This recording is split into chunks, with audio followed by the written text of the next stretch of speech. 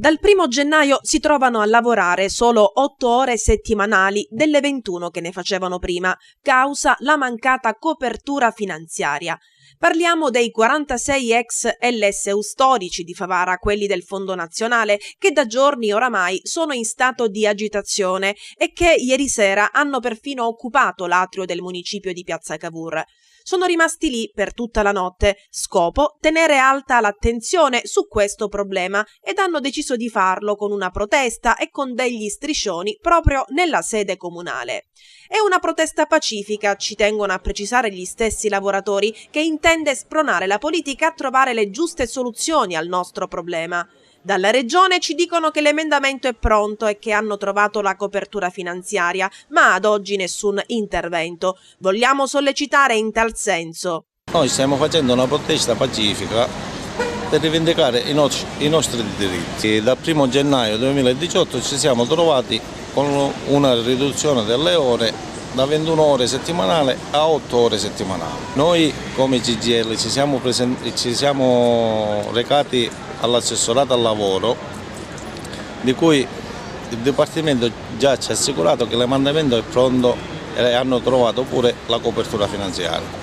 Però a oggi non si è fatto nulla, perché rimandano da giorno a giorno. Gli stessi che da oltre un ventennio svolgono lavori di pubblica utilità sono in attesa di un nuovo contratto dopo la scadenza del vecchio, che li vedeva impegnati sino al 31 dicembre scorso per 21 ore settimanali. L'amministrazione comunale, per non far perdere la continuità lavorativa ed evitare quindi il licenziamento, aveva approvato la prosecuzione per sole 8 ore settimanali, in attesa che la regione definisca il proseguo per questi contrattisti. Con la soluzione adottata dalla giunta comunale si evita quindi il licenziamento, ma certamente non si garantisce il sostentamento a queste persone e alle loro famiglie. Sfidiamoci, dicono, a campare con 200 o 250 euro al mese.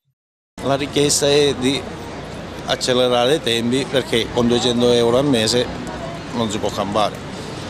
È logico, come si sopravvive con 200 euro al mese una famiglia? Come si fa a campare una famiglia con 200 euro al mese? Io sfido chiunque di provare a sopravvivere con 200 euro al mese. Intanto stamattina al municipio sono intervenuti gli agenti della locale polizia municipale, di carabinieri della locale tenenza e della compagnia di Agrigento, con il suo comandante capitano Luigi Garri.